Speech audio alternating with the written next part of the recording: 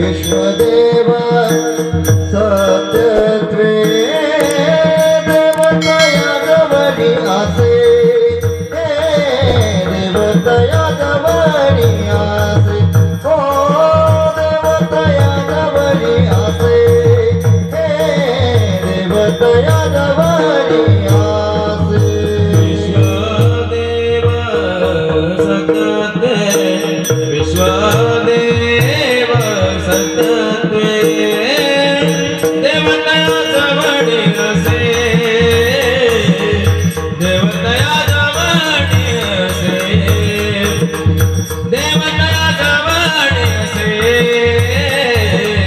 देवतया जवळी आसे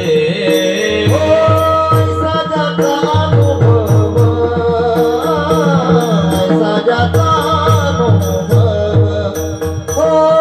सजाता अनुभव सजाता अनुभव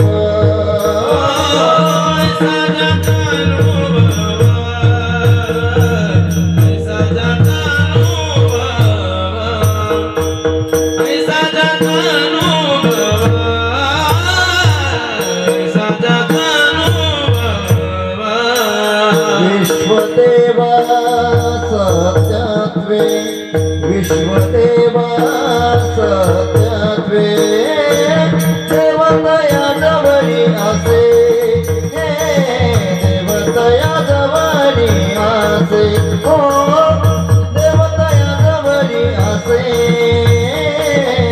देवतया जवळी आसे विश्वदेव सत्यत्वे विश्वदेव सत्यत्वे देवतया जवळी आसे देवतया जवळी आसे देवतया जवळी आसे देवतया जवळी आसे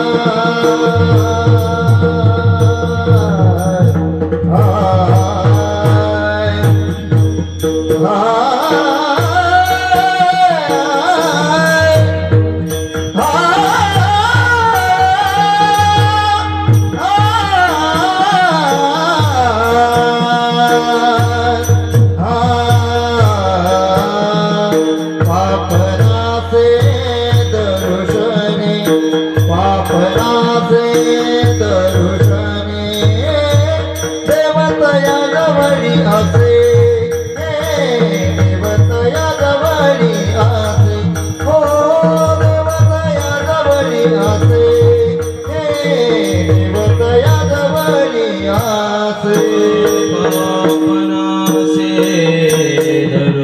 दरोसने दरोसने पा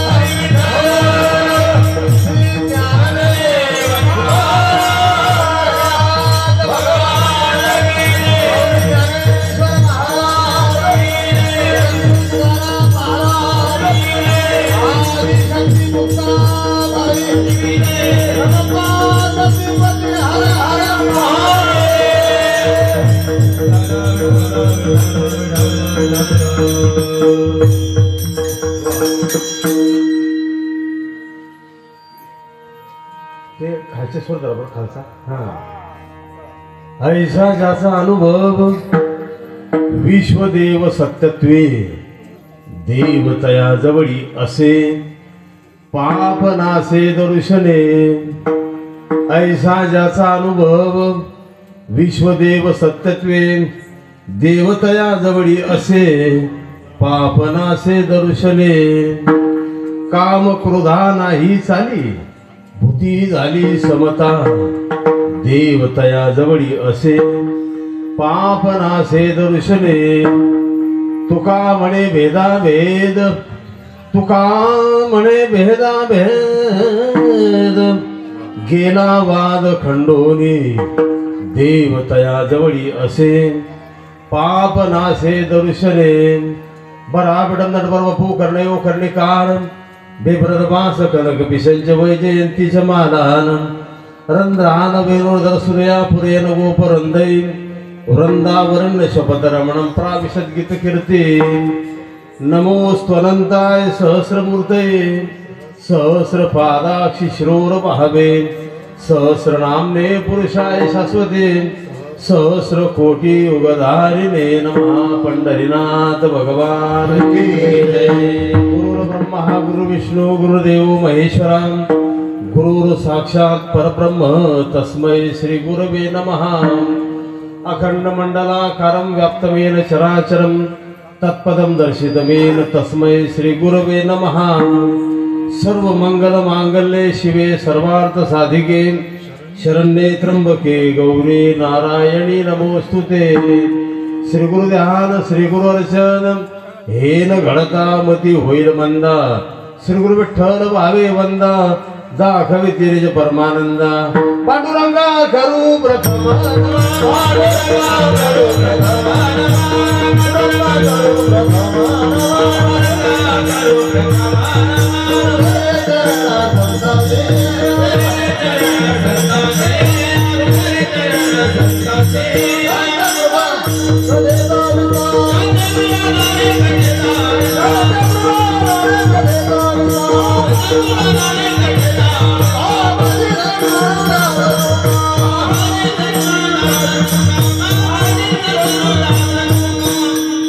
नमो ज्ञानेश्वरा निवृत्ती उदारा सोपान देवा मुक्ता वैनमो त्रिभुवन पावनी आद्यत्रयजनी देवाचे मस्तक हे पायावरी या वारकरी संतांच्या माझी वाणी तुझे वर्णी गुणनाम ऐसे दे प्रेम काही कळा ऐसा ज्याचा अनुभव विश्वदेव सत्यत्वे देवतया जवळी असे किंवा वसे पाप नासे दर्शने प्रस्तुत कीर्तनरूपी सेवेकरता निवडलेला अभंग विश्ववंद्य महाराष्ट्र भूषण परमनामधारक संत हृदय सम्राट जगद्गुरु श्री संत तुकोबाराय यांचा संत पर प्रकरणातील स्वतःचा स्वानुभव सिद्ध असा अभंग आज प्रसंगाला अनुसरून सेवेकरता निवडलेला आहे। आजची सेवा आपल्या पवित्र भूमीमध्ये मांजरे गावामध्ये कोणत्या निमित्ताने आहे सर्वांना कल्पना आहे। आपल्या सप्ताचं 49वं वर्ष आहे। पुढच्या वर्षी आपला स्वर्ण महोत्सव साजरा होईल। म्हणजे 25 वर्ष झाले म्हणजे रौप्य महोत्सव, 50 वर्ष झाल्यानंतर स्वर्ण महोत्सव, 75 झाले म्हणजे रजत महोत्सव आणि 100 झाले म्हणजे शताब्दी महोत्सव। तुमचं स्वर्ण महोत्सव पुढच्या वर्षी राहील। 49वं वर्ष आहे आणि 49 वर्षाची ही परंपरा मांजऱ्यामध्ये ज्यांच्या कृपेने चालत आलेली आहे आणि परम नामधारक आणि ब्रह्मलीन श्री संत दगाजी महाराज. दगा बापू हे फार मोठे संत होऊन गेले बरं. डोंगरीजी महाराज दगा बापूबद्दल त्यांनी एक उद्गार काढले होते. डोंगरीजी महाराजांची दगा महाराजांची भेट झाली तर डोंगरीजी महाराज दगा महाराजांना म्हटले, दगा तेरा नाम दगा है लेकिन तू दगाबाज नहीं है. पहा शब्द कसे होते. तेरा नाम दगा है लेकिन तू दगाबाज नहीं. काही काही लोक दगाबाज असतात की तेरा नाम दगा आहे बोले. असे सिद्ध पुरुष यांच्या कृपेने तसंच या पूर्ण परिसराचं नाही बागलाण तालुक्याचं आणि आदिवासी गावातलं असे बरेचसे गावं ज्यांनी सन्मार्गावर लावलं. कृष्णाची माऊली जायकर कर. मी नेहमी सांगतो टाळ्या नको वाजव पावभाजी असतील. हां मी नेहमी सांगतो टाळ्या केव्हा वाजायच्या तुझी कमी टाळ्या वाजवतो ऐकून जरा. हां कृष्णाची माऊली जर झाली नसते नारायण बाबा तर काही काही आदिवासी भागामध्ये आजकालचे कीर्तनकार गेले असते ना ते मार खाऊन घरी आले असते. अशा भागाला सन्मार्गावर लावण्याचं काम कृष्णाची माऊलीने केलेलं आहे. ती माऊलीची कृपा आहे. म्हणजे माऊलीच्या कृपेने आणि आमच्या परमस्त्री यशोदा अक्का जायखळकर यांच्या आशीर्वादाने ज्ञानमूर्ती संत नथुसिंग बाबा बाबांचं वैभव काही आगळं वेगळं होतं. बाबांच्या कृपेने तसेच महंत 108 पदवी ज्यांना प्राप्त आहे असे ताराचंदजी बापू बद्रीजिरा यांच्या आशीर्वादाने त्याच्यानंतर आशा दिदी वनीकर यांच्या प्रेरणेने तुकाराम महाराज पोखराळेकर यांच्या मार्गदर्शनाने तसंच समस्त ग्रामस्थ भजनी मंडळाचे नावं दिलेले आहे. हरिपाठ भजनी मंडळ, गणेश भजनी मंडळ, त्याच्यानंतर सत्संग धनधन सद्गुरू मंडळ, स्वामी समर्थ, ओम शांती स्वाध्याय परिवार, गणेश मित्र मंडळ सर्वांच्या सहकार्याने आवारवृद्ध माता भगिनी सर्वांच्या सहकार्याने आज ही 3ऱ्या क्रमांकाची सेवा माझ्याकडे आहे. गायक वादकी मंडळी आहे. फार सुंदर गायक वादक मंडळी आणली तुम्ही. मृदंगावरती आपल्या भागाचं वैभव आमचे परमस्नेही नारायण महाराज भागवळकर. नारायण बाबा म्हणजे फार मोठं प्रेमळ आणि साधू व्यक्तिमत्व आहे त्या ठिकाणी. आणि गायनामध्ये पंकज महाराज सिरसुलीकर, आमचे रामकृष्ण महाराज रंधाड्याचे, हे पावबा महाराज, हार्मोनियम रवी महाराज सिंदगावांचे. वा वा दिसत नाही पण वाजवता फार सुंदर बरं. हो अति सुंदर. विनयकरी, हरिपाठ नेतृत्व, साऊंड सिस्टीमही अगदी सुंदर आहे तुमचे. या सर्वांच्या आणि पंचक्रोशीतली सर्व मंडळी आणि आज योगायोगाने आणि बल्ल्यावर आमचे तात्या आलेले आहे, फकीरा महाराज आलेले आहेत, परिसरातली बरीचशी मंडळी असेल. सर्वांच्या सहकार्याने आजची ही सेवा माझ्याकडे आहे. आपल्या सप्ताहाला जो पर्वकाल आहे हा फार सुंदर आहे.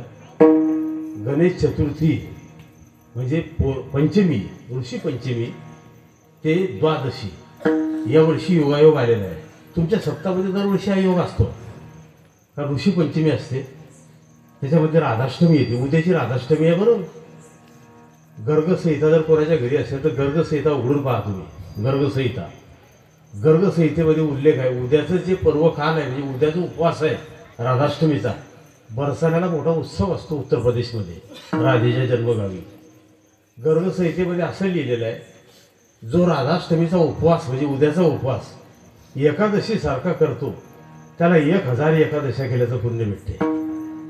आणि राधाष्टमी जर सोमवारची आली, आता उद्या रविवारची आली, सोमवारची जर आली तर ती राधाष्टमी करणारा 1,00,000 एकादशा पुण्य भेटते.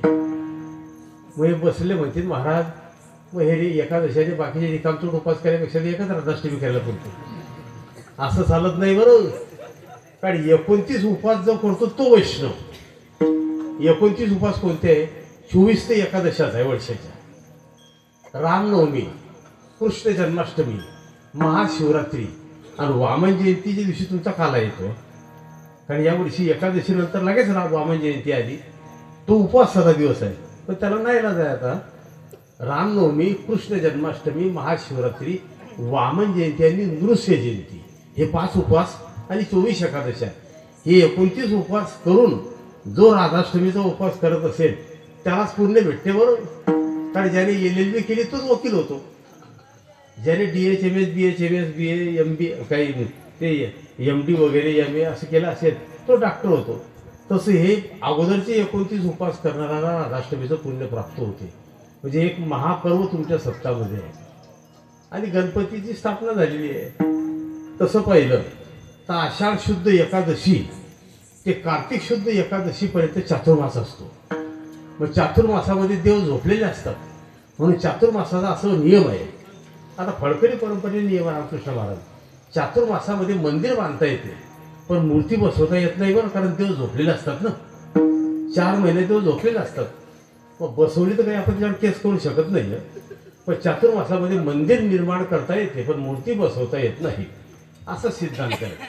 हा चातुर्मासामध्ये काही काही शंका येते की चातुर्मासामध्ये गणपती कशा बसतात, नवरात्रीमध्ये देव्या कशा बसतात, कारण हे देव्या आणि गणपती हे चातुर्मासात येतात ना. मग हे बसतात, जे बसतात ते उठतात ना, जे उभे राहिले ते पडतात की नाही हे तर माहिती आहे तुम्हाला. जे उभे राहिले ते पडतात पण जे बसवले त्याचं उत्थापन करावं लागतं. जसं ब्राह्मण मंडळी आपण काही पूजापाठ करतो तेव्हा नवग्रहाची स्थापना करतात. मग स्थापना केली, पूजा आटोपली म्हणजे नवग्रह उत्थापन करताना म्हणजे त्यांना उठवतात. मग गणपती बसल्यानंतर उठवतात आणि गणपती उत्सवाला प्राधान्य सर्वात जास्त लोकमान्य टिळकांनी दिलेलं आहे. कारण टिळक मंडळीच्या तुरुंगामध्ये असताना त्यांनी पाहिलं की हिंदू समाज, सनातन संस्कृतीचे लोक लवकर एकत्र येत नाही. मग त्यांना एकत्र आणण्याकरता त्यांनी जेलमधून 2 उपक्रम राबवले. गणपती उत्सवाचं आयोजन केलं, नवरात्री उत्सवाचं आयोजन केलं. कारण ब्रिटिश गव्हर्नमेंट हे उत्सवाच्या निमित्ताने हिंदू समाजाला आणि एकत्र येऊ द्यायचे. पण तरी लोक एकत्र येऊन उपाध्या करायला लागले. मग त्यांनी दुसरा उपक्रम राबवला. त्यांनी 13 पत्ते काढले. मग त्या पत्त्याचा आशय असा होता की लोकांना त्यांना समजून सांगायचं होतं की समाजातले 2 लोक जर आले आणि इकडून जर 3 आले तर 2 लोकांना खाली बसावं लागते. 3 लोकांच्या समोर 4 लोक आले तर 3 लोकांची मात्रा चालत नाही, 4च्या पुढे 5ची चालत नाही. असं करत करत समाजातले 10 लोक जरी एकत्र आले तरी राजाचा एक गुलाम जर आला तर 10 लोकांना एक गपची बसावं लागते. आणि ते म्हटले त्या गुलामावर सत्ता राणीची असते, ती राणी ब्रिटिश गव्हर्नमेंटची होती. आणि राणीवर सत्ता राजाची असते. पण टिळकांना लोकांना हे समजून सांगायचं होतं तात्या की तुम्ही जर एकत्र आले, तुमचा एक्का केला तर तुम्ही राजाला बी खाली पाडसाल. पण आपल्या भारतातले लोक इतले बिलंदर आहे की त्यांनी 13 पत्त्याचे 1352 केले. 52 पत्ते आहे ना, 13चे 52 केले आणि सर्व देश लंबा घातला. मी असं म्हणत नाही. मग या ठिकाणी गणेश उत्सवाचं आयोजन आहे आणि उत्सवातली म्हणजे गणपती बसून 4 दिवस झालेले आहे. विठ्ठला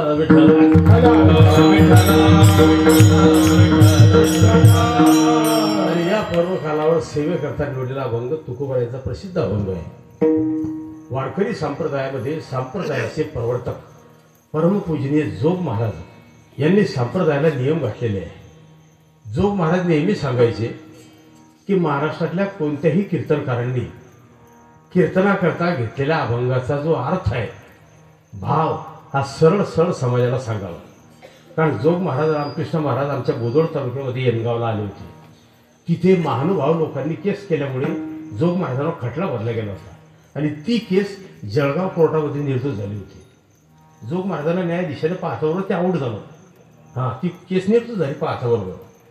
मग त्यावेळेला जोग महाराजांनी सांगितलं किंवा वारकरी संप्रदायामध्ये जेवढे कीर्तनकार आहे यांनी कीर्तनाकरता घेतलेल्या अभंगाचा अर्थ तरी समाजाला सरळ सरळ सांगावा.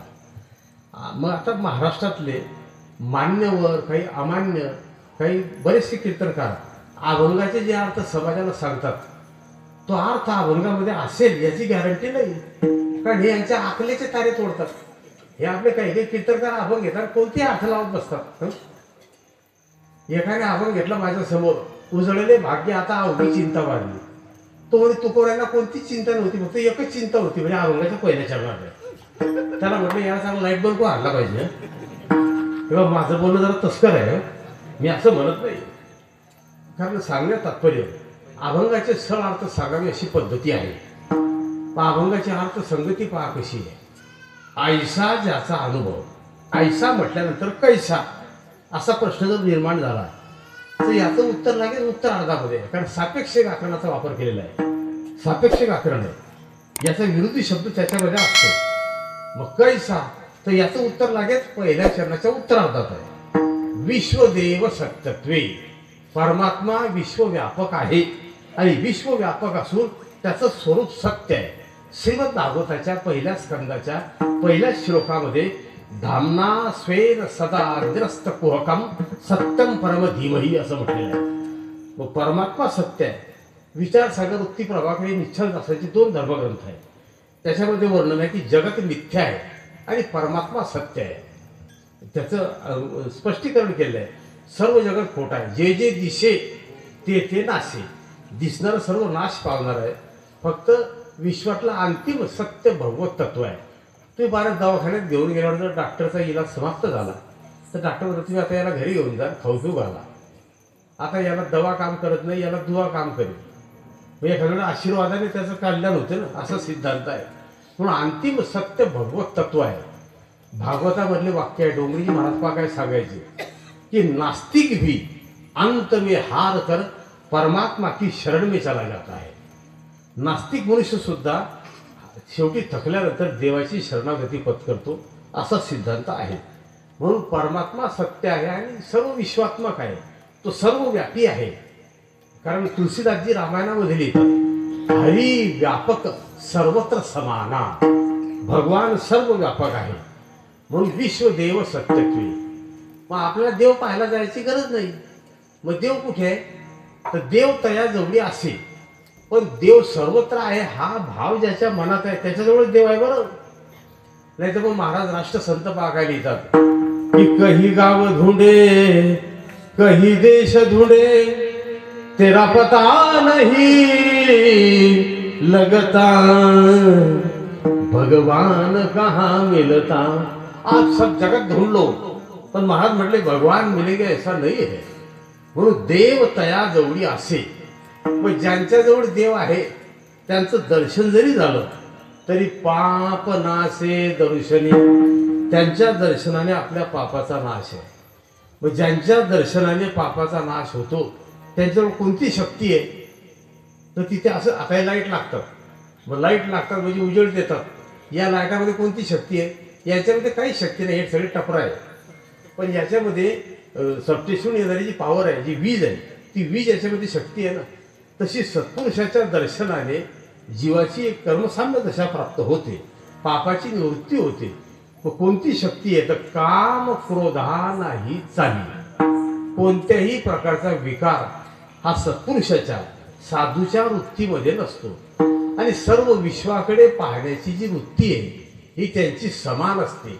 भूती झाली समता किंवा विश्व ज्यांच्याकरता सम आहे. आणि अशा साधूकडे गेले, अशा संताकडे गेले, अशा महापुरुषाकडे गेले तर तिथे कोणत्याही प्रकारचा भेद नाही. आणि जिथे भेद नाही तिथे वाद नाही. नाहीतर मग जिथे भेद झाला तिथे वाद तयार होता. समजा 2 वाजवणारे आहे, दोघी वाजवणारा भेद झाला म्हणजे वाद होतो की नाही. तुम्ही पाहिलं मृदंग वाजवण्याचं चुकलं की हा म्हणतो तू टाळ बरोबर वाजव. बरोबर आहे की टाळ करायचं चुकलं घेऊन तू थाप कमी टाकली. गायकाचं चुकलं देवं तुझं चुकलं. म्हणजे स्वतःचा दोष कोणी प्रगट करत नाही. म्हणून प्रमाण पहा कशी आहे कि खुदी के दोष धो डालो बस हो गया भजन आदत बुरी सुधार लो. बस हो गया भजन आदत बुरी सुधार लो. बस हो गया भजन बस हो गया भजन. आपल्यामध्ये जे दोष आहे हे दोष गेले म्हणजे मनुष्य निर्दोष होतो. पण आपला असं नाही, आपण दुसऱ्याचे दोष काढतो. बरोबर आहे की स्वतःचा दोष कोणी प्रकट करतो का? तेव्हा तुमच्या लक्षात याकरता मी तुम्हाला पटवून देतो. एक व्यक्ती आपल्या 7-8 वर्षाच्या मुलाला घोड्यावर बसून जंगलात गेला. त्या मुलाजवळ काय छाटा मारायचं ते बोले देख बेटा मेरा निशाना आज तक कभी गलत नहीं हुआ. म्हणजे माझा नेम कधी चुकला नाही. बंदूक होती खांद्यावर. पुढे गेले ते एक पक्षाचा थवा उडत होता. त्याने बंदूक काढली. त्या मुलाला परत सांगतो की मेरा निशाना कभी गलत नाही होता. आणि गोळी मारली, निशाणा चुकला. माझ्या मुलाला सांगायला पाहिजे ना गुपचूप की आज नेम चुकला. त्या मुलाला काय सांगतो तो देख बोले बेटा मरने के बाद ती पंछी उडता है. मेरा ती पक्षी उडतो. म्हणजे चांगला कपडे फाडून राहायला पाहिजे. मी असं म्हणत नाही. म्हणून मी नेहमी सांगतो खुदी के दोष धो डालो. पण आपला असं नसते. आपण दुसऱ्याला दोष देतो की ये बिगड़ा है वो बिगड़ा है. पण महाराज म्हटले तू बिगड़ा है क्या तुझको पता है. आपण स्वतः किती बिघडले याचा कधी तपास केला का? कारण उपासना कशा करता करावी? अंतर सुखा करता, अंतर समाधानी करता. आपण सर्व जगाकरता करतो, पण स्वतःकरता काय करतो? आपण सर्व परिवाराकरता करतो, आपल्याकरता काय करतो? शेवटपर्यंत आपलं स्वतः करता राहून जाते. म्हणून मी नेहमी सांगतो, आपल्या महाराष्ट्र भूमीमध्ये हे 3 महापुरुष जन्माला आले तात्या. म्हणून आज आपल्याला हे सत्संग या ठिकाणी प्रवचन, भजन, कीर्तन हे दिवस पाहायला मिळाले. बरोबर नाही तर औरंगजेबाचा दावा होता की मैं सारा हिंदुस्तान खलिस्तान बनाऊंगा, ते बोललो होतं ना. तर त्याचा हा दावा धुळीला मिळाला. हे 3 महापुरुष जन्माला आले. सज्जनगडावर रामदास स्वामी, शिवनेरी किल्ल्यामध्ये छत्रपती शिवाजी महाराज आणि देवला तुकोबराय. तुकोबरायांची भक्ती, शिवाजी महाराजांची शक्ती आणि समर्थांची युक्ती. भक्ती, शक्ती आणि युक्ती या तिघी गोष्टी एकत्र आल्या म्हणून आज हे दिवस आहे. आता किती सुंदर नाव आहे आपले. कोणी नारायण आहे, कोणी हरी आहे, कोणी पंकज आहे, त्याच्यानंतर कोणी पावबा आहे, कोणी अर्धा पाव आहे, कोणी आतपाव आहे. मी असं म्हणत नाही ना. तुम्ही पहा, हे सर्व नावं गायब झाले असते. बरं अरे रामकृष्ण महाराज, हे सर्व नावं गायब झाले असते. हैबत खा, न्यामत खा, शेण खा, माती खा, दगड़ खा, सब खा खा का बाजार सुरू हो जाता. महिला मंडळीचे नाव किती सुंदर आहे. नारायण महाराज यांचं नाव घेतलं की वाणी पवित्र होते. गंगा, यमुना, कावेरी, सिंधू, नर्मदा, गोदावरी. अहो डोंगरीजी महाराज सांगायचे. राम सुखदाजी महाराजचं नाव ऐकलेलं आहे ना. राम सुखदाजी महाराज आपल्या प्रवचनात बोलले होते पुढेला.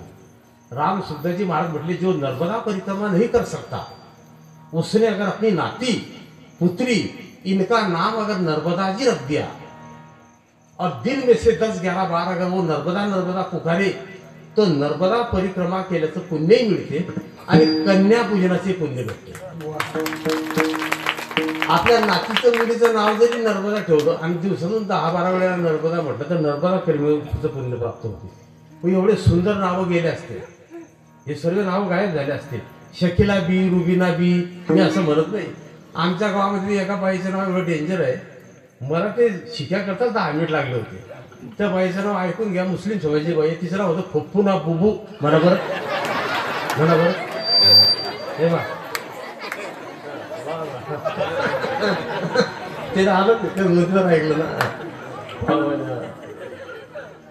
हे बा हसण्याचा विषय नाही, पण मुद्दा लक्षात घ्या.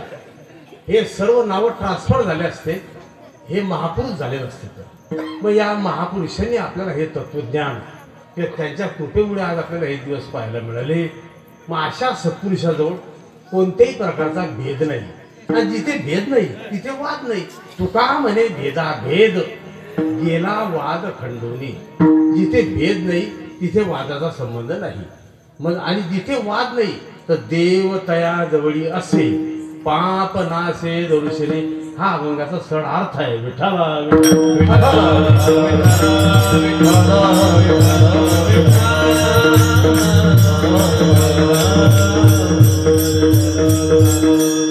मग देव सर्व व्यापक आहे. ब्रह्मसूत्रामध्ये काय म्हटलेलं आहे त्या ठिकाणी की जो व्यापक है उसे खोजने की आवश्यकता नहीं है. जो व्यापक है त्याला पाहायला जाण्याची गरज नाही, त्याला ओळखण्याची गरज आहे. आता सर्व मंडळी मला इमानदारीने सांगा, माझं बोलणं समजतं तुम्हाला? कारण तुमच्या आरणी भाषा मला समजत नाही. बरं आता तुम्ही काय बोलता ते मला कळत नाही. मी नारायण मला सांगितलं, पण माझं बोलणं कळतं ना तुम्हाला? प्रतिवर्षी पंढरपूरला किती लोक राहायचे? 2 वर्षाच्या अगोदर 10 लाख, 11 लाख, 12 लाख, 15 लाखाच्या. मागच्या वर्षी 22 लाख आणि या वर्षी 28 लाख. मग हे 28 लाख जे झाले, हे जे 10-12 लाख वाढले, हे कोणते वाढले? या डिपार्टमेंटला अर्ध तिकीट झालं, हे कोणाचं ऐकत नाही. आपण काय हसतात, आपल्यामध्ये काय काही 60 ते 75 आहे. वय 60 कार्ड 75ची. बरोबर आहे की नाही? मी असं म्हणत नाही. ही गर्दी झाली ना. मग आता आपल्यामध्ये कोण भाविक आहे? बोटवर करावं. नाही भाविक कोण आहे? बोटवर करावं. भाविक तू खायला असतं हे काय झालं? हां बरं हातवर करतो. हां म्हणजे भाविक म्हणजे मी तर करतोच, तू काय करतो बेटा? मग तुम्ही म्हणाला महाराज आम्ही कीर्तनला आलो, मग आम्ही भाविक नाही का? आपण भक्त आहे सर्व. याचा अर्थ भक्त कमी असं नाही. बरोबर, एकाच नाण्याच्या दोघी बाजू आहे. एकाच नाण्याच्या दोघी बाजूला भक्त कमी असा अर्थ नाही. कारण भावे विन देव न कडे निसंदेह, गुरु विना अनुभव कैसाकडे, भाव भुकेला हरी करीत असे भक्ताची चाकरी. ज्ञानोबाने काय म्हटले?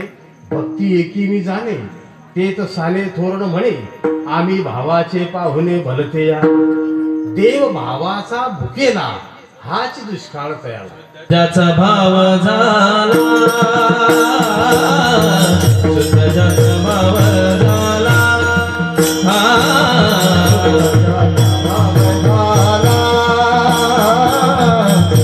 ज्याचा भाव झाला, दोरी नाही देव त्याला, दोरी नाही देव त्याला. शुद्ध ज्याचा भाव झाला, ताटी उघडा ज्ञानेश्वरा, दुरे आहे देव त्याला, दुरे आहे देव त्याला.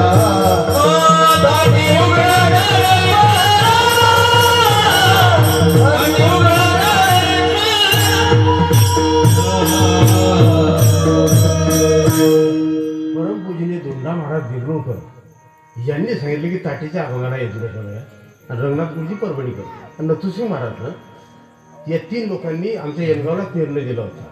ताटीच्या अभंगाला एकच दुरोपद आहे, ताटी उघडा ज्ञानेश्वरा. ताटीच्या 11 अभंग आहे, 11 अभंगाला एकच दुरोपद आहे. मग शुद्ध ज्याचा भाव झाला, दुरी नाही देव त्याला. पण ज्यांचा भाव शुद्ध आहे त्यांना देव दूर नाही. त्याच्यामुळे महाराज काय म्हटले कि कही गाव ढूंढे, कही देश ढूंढे, तेरा पता नहीं लगता, भगवान कहा मिलता. कारण आपण भक्तांच्या यादीमध्ये आहे. त्याचं कारण एकच आहे, आपण जी उपासना करतो, जी भक्ती करतो, जी साधना करतो, जी प्रार्थना करतो, त्याच्यामध्ये आपला लौकिक स्वार्थ असतो. बरोबर आहे का? खोटं आहे? हे काही पंढरपूरला जातात तर तुम्ही उत्तर द्या. पंढरपूरला जाणारे अवस्थेमध्ये जाता का व्यवस्थेमध्ये? शवास, काय कोण हुशार आहे रे? अरे एकदम परफेक्ट उत्तर द्यायला भेटायला. वा, तुम्हाला साष्टांग. मला एवढं सुंदर उत्तर लहान मुलाच्या तोंडातून कधीच ऐकायला भेटलं नाही. एकदम भारी भारी बोलले, व्यवस्थित. कारण खोली चांगली भेटली पाहिजे, गाडी चांगली पाहिजे. हे तुमच्या भागातलं सोडा, पण आमच्या रावेर, यावल, सावदा, फैसपूरचा जो भाग आहे, मी मुक्ताईनगर मतदारसंघात राहतो. आमच्या परिसरातून जर काही पंढरपूरला गेले तर ते वांगे विकून घेऊन जातात. त्यांना कधी म्हटलं काय वांगे पंढरपूरला भेटत नाही का? ते भेटता, पण त्या वांग्याची चवणी येत. याला व्यवस्था म्हणता का? अवस्था. व्यवस्था, गाड्या चांगल्या पाहिजे, पंखे चालू पाहिजे, सर्व व्यवस्थेमध्ये. अवस्थेत नाही. अवस्था कशाला म्हणतात? देहीच विदेही भोगू दशा, ही अवस्था आहे. नामदेवरायांचं प्रमाण आहे ना, इहलो की तोची सर्वाभूती सम, पण उत्तरार्धातलं प्रमाण आपल्या कामात आहे. शरीराचा भ्रम नेणे कदा. ज्ञानोबाने म्हटले, हे मजची स्तव झाले परी म्या नाही केले, ऐसे जेणे जाणीतले तो सुटला गा. मग आपण सर्व व्यवस्थेमध्ये तीर्थ करतो, ती व्यवस्थेमध्ये प्रार्थना करतो, व्यवस्थेमध्ये उपासना करतो. हे बघ, महिला मंडळी समजा सर्व नाही बरं. एखादी माता, नाही तुम्हाला राग येईल, एखादी माता जर पंढरपूरला गेली, कोण्या काशीला गेली, वाराणसीला गेली, वृंदावनला गेली, तर एखाद्या मातेची व्यवस्था कशी असते पहा. महाराजांनी एका भजनात लिहिलेलं आहे. महाराज त्या भजनामध्ये फार सुंदर उल्लेख करतात. हे नारायणबा भजन वाजवायचं कोणी महाराजचं, माझं नाव सगळं डायरेक्ट त्यारून पण नाही सांगितलं. मला आपल्या महाराष्ट्रातले 70% महाराज घाबरतात. बरोबर, मी असं म्हणत नाही. 70 रामकृष्ण महाराज, मी व्यासपीठावर लवडी सांगतो असं नाही. 70% लोकांना माझं नाव ऐकलं घाम पडतो. मी कशाकरता सांगतो? काही विशिष्ट माझा ठराविक, सर्व नाही. मी अगोदर क्षमा मागतो. काहीची व्यवस्था कशी असते? राष्ट्रसंतांनी एका भजनात लिहिलेलं आहे की सुहागन तीर्थ करने चली, अंग भरे जीवन सजवा कर, कंधीचे रसे मली मली रे, तीर्थ करने चली.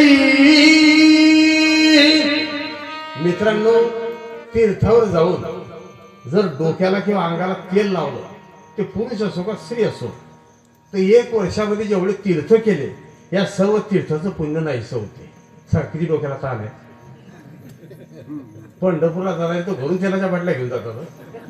आणि पुढचा आहे का, पंढरपूरला कोणत्याही तीर्थावर जाऊन कपड्याला किंवा अंगाला जर साबण लावलं तर 7 वर्षामध्ये जेवढे तीर्थ, जेवढे सत्कर्म केले, जेवढे दान दिले, या सर्वाचं पुण्य नाहीसं होते.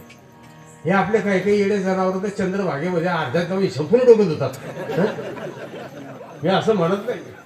पहा महाराजांचे प्रमाण किती सुंदर आहे, प्रमाण किती गोड दिलेले आहे. साधु संत से नहीं है नाता, नहीं है नाता, घूमे दुकान और गली गली रे, तीर्थ करने चली. परत प्रमाण दिलेलं आहे. रोठ बुलाओ लड्डू मंगाओ, आप जरा ना हिली हिली रे, तीर्थ करने चली. आणि पुढचे 2 प्रमाण फार डेंजर आहे, पण तात्यापासून म्हणून सांगतो आता. पति के सर पर बोझा रख कर हाथ हिलावत खुली खुली रे, तीर्थ करने चली. आणि शेवटचं प्रमाण आहे. पति बेचारा बैल बना है, बैल बना है, आप बनी है बली बली रे, तीर्थ करने चली. त्या ठिकाणी असं म्हटलेलं आहे. आणि राष्ट्रसंत म्हटले की तुकड्या दास कहे ये भाई, काहे को ऐसी पली. म्हणजे आपली उपासना, आपली साधना ही या ठिकाणी असं म्हटलेलं आहे की व्यवस्थेमध्ये नाही, व्यवस्थेमध्ये आहे, अवस्थेमध्ये नाही, असा सिद्धांत आहे. पण साधूची कोणतीही क्रिया ही, आणि त्याचं वर्णन केलं आहे, ती अवस्थेमध्ये आहे. कारण असं म्हटलं आहे महाराजांनी एका अभंगामध्ये, तैसे संत जगी, तैसे संत जगी,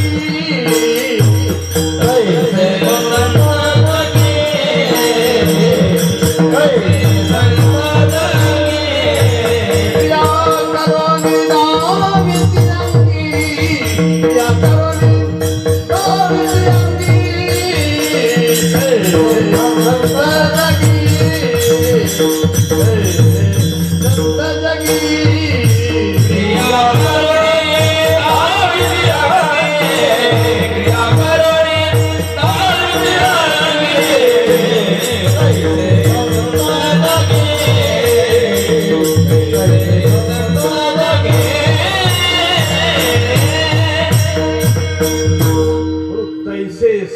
जगी क्रिया करून दाविती अंगी. कारण हे जे वर्णन केलेलं आहे हे काही सामान्य संतांच्या मुखातलं नाही. नारायण महाराज हे जगद्गुरु तुकोबारायांची वाणी आहे. हे काही तुमची आपली वाणी नाही आहे. आता अलीकडे तर असा प्रकार झालेला आहे की काही काही स्वतः काव्य तयार करतात, त्याच्यामध्ये त्यांच्या मनाचे भाव ठेवतात. असा प्रकार नाही. म्हणून एक वाक्य मी नेहमी सांगतो, यांना आवडते दिवस. आजची परिस्थिती अशी आहे नारायण महाराज की सब चूतों के बाजार में फतरों का व्यापार चल रहा है. सब चूतों का बाजार है और फतरों का व्यापार. कोई किसी का गुरु नहीं, कोई न किसी का चेला. आणि हरिपाठामध्ये ज्ञानोबा यांनी याचा निषेध केला आहे की मनोमार्गे गेला तो तेथे. मनाच्या मार्गाने केलेला कोणताही व्यवहार हा सुखरूप किंवा सुखावह होत नाही. तुम्ही रामरक्षा वाचत असाल तर रामरक्षेमध्ये 2 श्लोकात पहिल्याच त्याचं वर्णन आलेलं आहे. तिथे असं म्हटलं की मन हे विकारी स्थिरता नाही रे, त्याचे निसंगे भ्रमती भले रे. अपूर्व कार्या मन हे विठे ना, तुझ बिन रामा मज कंठवे ना. मग तुझ बिन रामा मज कंठवे ना, तुझ बिन रामा मज कंठवे ना. आणि मनाची विकारता हे सांसारिक संगतीमुळे किंवा विषया संगतीमुळे होते. त्याचं वर्णन केलं पहिल्या पदामध्ये. संसार संगे बोशी नलोमी, कृपा करी रे रघुराज स्वामी. प्रारब्ध माझे सहसाटळे ना, तुझ बिन रामा मज कंठवे ना. कारण साधूचा केवढा अधिकार असतो. हे आता जे साधू दिसतात हे साधू नाही. बरं ज्ञानोबर आहे, तुकोबर आहे, नामदेव आहे, नाथ महाराज निळोबा चोखोबा, त्याच्यानंतर जोग महाराज, बंकट स्वामी, धुंडा महाराज, रंगनाथ गुरुजी, ही जी मंडळी झाली, ह्या लोकांची यादी आहे. या अलीकडचा एकही साधू याच्यामध्ये बसत नाही. या ठिकाणी सांगण्यात तात्पर्य, तुकोबारायांच्या जीवनातला एक प्रसंग आहे. तुकोबारायांना 3 मुली होत्या, 3. मग 2 नंबरची भागीरथी होती. भागीरथी 7 वर्षाची होती नारायणदेवा. मग ती एक दिवस तुकोबारायांच्या मागे लागली कीर्तनाला यायला. म्हणे बाबा मी कीर्तनाला येते. एक वेळेला मग मला याच्यावर आठवलं, माझी एक मुलगी आहे, पण तिला मी 6 वर्षी असताना माझ्या मागे लागून ती कीर्तनाला आली. पण ती झोपल्यानंतर तिला मला म्हणजे या उपरण्यामध्ये, हे उपरण्याने याच्यात बांधून आणावं लागलं होतं घरी. ते असं मोटरसायकल पुढे ठेवून त्याला असं बांधून, मग ती मागे लागून गेली. आता मुलीची माया वेगळी असते, कारण मुलीजवळच माया असते. आईची, मुलीची आणि बहिणीची, या तिघांची माया असते. पत्नीची माया नाही, पत्नीचं प्रेम असते आणि भावाचं भावावर प्रेम असते. तुम्ही भागवत पाहून घ्या, असं म्हटलेलं आहे. मुलीची माया फार वेगळी असते ना. मी माझा अनुभव सांगतो. मला 2 मुलं आहे आणि एक मुलगी आहे. त्या दोघी गाढवांना मला फोन लावावा लागतो आणि त्या मुलीचा फोन मला रोज येतो. मी असं म्हणत नाही. मग ती भागीरथी मागे लागली, गेली महाराजांच्या मागे लागून गेली. पण आता शरीर धर्म, रामकृष्ण मला तुकोबारायांना ताप आला. एक मला म्हणे तुकाराम माझा ताप कसा काय आला हे सांगा तुम्ही आता. अरे त्याला म्हटलं गाढवा, मी काय बोलतो, शरीर धर्म आहे ना, हे नैसर्गिक बदलामुळे एखाद्या वेळेला शरीर धर्माने महाराजांना ताप आला. मग काय काय म्हणतात तर साधू लोकांना काय चांगलं खायला पाहिजे. बघा कुट्टी खाऊ आता त्यांना, येण्याचा पदार्थ कुठला हे असं म्हणत नाही. मग ते महाराजांना ताप आला. मग आता ते मुलीची माया. बरं पूर्वी कसं होतं, ताप आला म्हणजे थंडी वाजायची. मग महाराजांना थंडी भरली. बरं थंडी एवढी भरली महाराजांना, महाराज म्हटले भागे माझ्या अंगावर 2-3 गोधड्या टाक बरं, गोधड्या. मग त्या भागीरथीने 2-3 गोधड्या आणल्या आणि महाराजांच्या अंगावर घातल्या. तर महाराजांना एवढी थंडी भरली तात्या, त्या गोधड्या अशा उडायच्या. पंचपदी झाली त्यावेळेला रामकृष्णारी झाल्यावर रूप पाहता लोचनी म्हणायची विनेखरी. कारण सुंदर ज्ञान होत नव्हतं, कारण ते तुकोबारायांचं रचित होतं. रूप पाहता लोचनी म्हणायची विनेखरी. आणि विठोबा रुक्माईला सुरुवात झाली की संताजी महाराज जगणारे तेली समाजाचे हे महाराजांना आणायला जायचे. गेले संताजी, बाहेरून आवाज दिला म्हणजे महाराज पंचपदी झाली आणि विठोबा रुक्माईला सुरुवात झाली. ती भागीरथी आता 7 वर्षाची होती, ती ओट्यावर आली. ती म्हणे संताजी तुला काही समजते का? संताजी म्हणे काय झालं भागीरथी? म्हणे माझ्या बाबाला किती ताप आला बघ बरं, किती थंडी भरली. गेले संताजी मध्ये, पाहिलं तो गोधड्या उडायच्या. संताजी म्हटले अरे राम राम राम, महाराज तुम्हाला एवढी थंडी भरली, एवढा ताप आला, तुम्ही आराम करा म्हणे. मग ती भागीरथी काय म्हटली, कोणत्याही टाळकऱ्यांना उभं करा आणि कीर्तन करून घ्या. तुकोबारायांचे 14 टाळकरी आणि 15वे मृदंग वाजवणारे. सोनबा ठाकूर भिल्ल जातीचे. तुकोबारायांच्या टाळकऱ्यांमध्ये 6 ब्राह्मण होते. म्हणजे कोणालाही उभं करा कीर्तन करून घ्या. आता तुकोबारायांचे टाळकरी काय शालिग्राम होते, ते काय वेदांत सांगणारे सगळे, कोणालाही उभं करा. मग हे भागीरथीचं आणि संताजीचं बोलणं हे तुकोबारायांनी ऐकलं आणि त्या अंगावरला गोधड्या बाजूला ठेवल्या. म्हणजे संताजी पंचपदी झाली म्हणे. हो झाली महाराज. फेटा उचलला, फेटा पाडला. मग ती भागीरथी म्हटली बाबा तुम्हाला किती थंडी आहे, किती ताप भरला. महाराज तोंडावर बोट ठेवलं, म्हणे बागे बोलू नको. महाराज बागे म्हणायचे तिला, म्हणे बोलू नको, ही देवाची सेवा आहे, सेवेमध्ये मरण जरी आलं तरी अतिउत्तम. मग ती भागीरथी शांत झाली. महाराज निघण्याच्या अगोदर त्या गोधड्याजवळ गेले आणि त्या गोधड्यांना काय सांगितलं, मी देवाची सेवा करून येईपर्यंत माझा जो भार आहे शरीराचा हा तुम्ही सांभाळा. तुकोबारायांच्या कीर्तनाला गेले तर त्या ज्या गोधड्या होत्या त्या रिकाम्या गोधड्या उडायच्या, अशा रिकाम्या गोधड्या. कारण महाराजांचा ताप पण थंडीच्या गोधड्यांनी घेतली ना. 2 तास त्या गोधड्या उडायच्या. ती भागीरथी म्हटली माझ्या बापाचा केवढा अधिकार आहे. महाराज सेवा करून आले आणि सेवा करून आल्यानंतर त्या गोधड्यांना म्हटले की माझ्यावर तुमचे उपकार झाले, तुम्ही माझा वार सांभाळला, हे फार मोठे उपकार झाले. त्या गोधड्यातून आवाज आला की महाराज उपकाराचा संबंध नाही, तुमच्या आदेशाने आणि तुमच्या वचनाने आम्ही धन्य झालो. आता तुम्ही मला सांगा, संतांच्या वचनाने गोधड्या धन्य झाल्या, आपण कोणत्या गोधड्या धन्य झालो? आपण एवढे सत्संग करतो, आपला काय कळलं सत्संगातलं? लोक आयुष्यभर परमार्थ करतात, आपण पंढरपूरला गेले की कोणाचाही तांब्या सोडून आणतात. मी पाहिलं असे बरं, काही काहीचा स्वभाव असा विचित्र असतो की पंढरपूरला जाऊ, आळंदीला जाऊ, देऊळला जाऊ, मुद्दाम नारायण महाराज चप्पल इथे काढली म्हणजे ती इथून उचलून तिथे ठेवून देते, म्हणजे यांना त्रास झाला की त्यांना आनंद होतो. मी असं म्हणत नाही, कारण महाराज म्हणतात की संताच्या वचने वारी जन्म दुःख, वारी जन्म दुःख, संताच्या वचने वारी जन्म दुःख, वारी जन्म दुःख, संताच्या वचने वारी जन्म दुःख, वारी जन्म दुःख, संताच्या वचने वारी जन्म दुःख, वारी जन्म दुःख.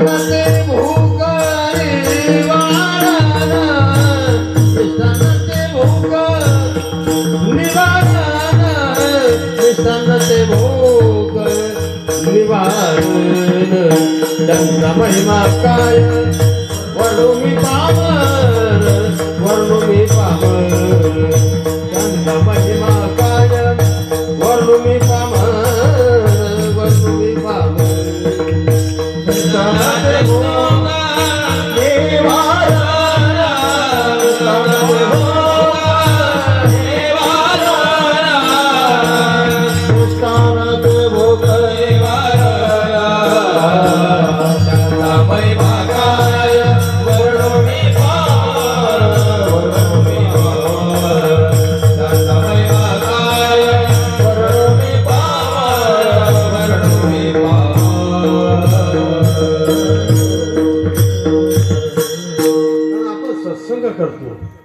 भक्ती करतो, उपासना करतो, पण त्याच्यातलं वर्म जाणत नाही. महाराज म्हटले जाणावे ते वर्म बहुपुण्य.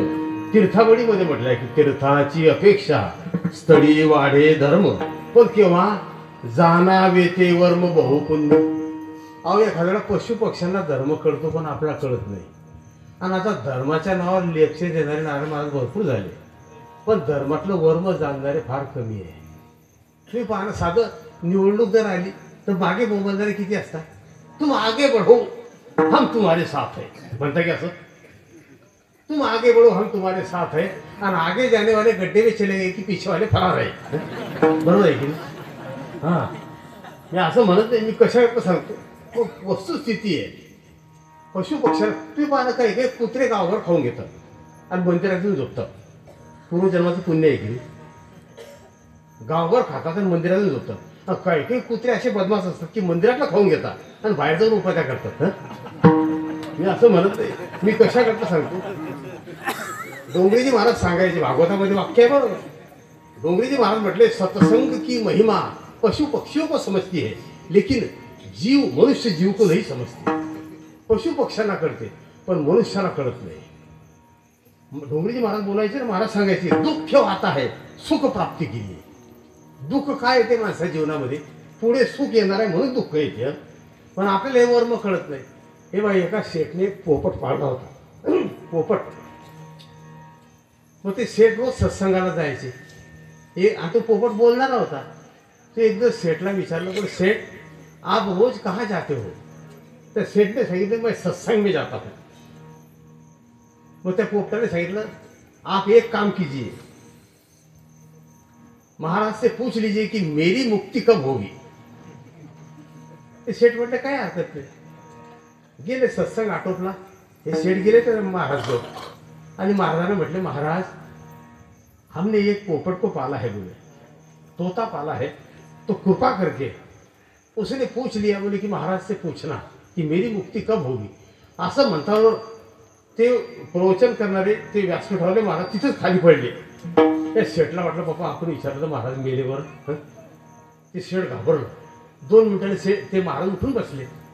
तो शेठ घामाघूम झाला, घरी आला. गायगाई त्या पोपटाने विचारलं महाराज सत्संग हो गया? बोले हो गया. क्या बताया? बोले हमारा प्रश्न पूछा. तो सेठ बोले बोल नको, तू सांगितलं की माझा प्रश्न विचारा की माझी मुक्ती केव्हा होईल.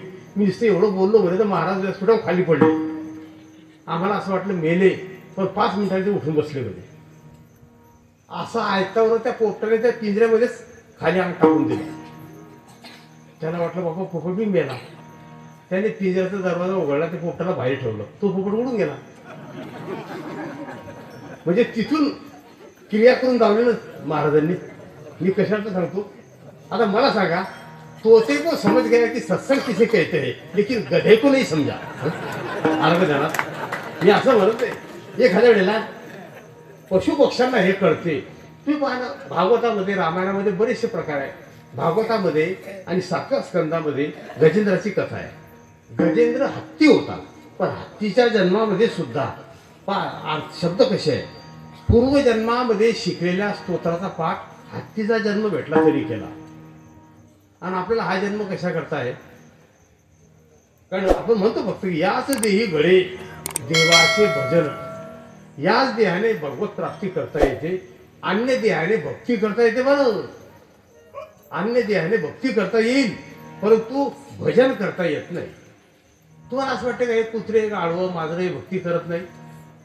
आता बरेचसे प्रमाण, मी ज्या फळावर कीर्तनाला जातो, रामकृष्ण महाराज चातुर्मासी महाराजांच्या, तिथे 250 वर्षाच्या अगोदर एक दादा महाराज होऊन गेले, सद्गुरू दादा महाराज. व त्यांची समाधी आहे तिथे आणव्याला. जळगाववरून जो संभाजीनगर रोड जातो ना, त्या रोडला जळगाव गाडी निघाली की नेरी, पहूर, त्याच्यानंतर फरदापूर, अजिंठा आणि अजिंठ्यानंतर गोडेगाव येते, आणि गोडेगावनंतर सिल्लोड, सिल्लोडनंतर फुलंब्री आणि संभाजीनगर असा रूट आहे तो. तर गोडेगावपासून पूर्वेकडे 8 किलोमीटर अंतरावर दादा महाराजांची समाधी आहे. त्या समाधीच्या पुढे डोंगऱ्या नावाच्या कुत्र्याची समाधी आहे. तर तिथला नियम असा आहे, तिथे जर गेले, आता ते फळकरी परंपरा आहे, चातुर्मासी महाराजांचं फळ आहे, तिथे जर गेले तर अगोदर त्या डोंगऱ्याचा नावाचा जो कुत्रा होता त्या कुत्र्याचं दर्शन घ्यावं लागते आणि नंतर दादा महाराजांच्या समाधीचं, अशी तिथली परंपरा आहे.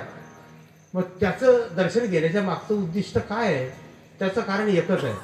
250 वर्षाच्या अगोदर 2 एकादशा आल्या, तेव्हा पंचांग होते पण सर्वांना समजत नव्हते. दादा महाराज ब्राह्मण होते, मग ते 4 वाजेला उठायचे, सोहळ्यामध्ये पूजा करायचे. मग काही 7-8 भक्त मंडळी त्यांच्याकडे गेले, म्हणे महाराज एकादशा 2 सांगतात, मग आजची धरायची का उद्याची, आज करायची का उद्या करायची? अरे दादा महाराज म्हटले, आता जर मी सोहळं सोडलं, पंचांग पाहायला गेलो तर परत स्नान करावं लागेल, आणि मग एवढा त्रास घ्यायपेक्षा म्हणे असं करा ना, रात्री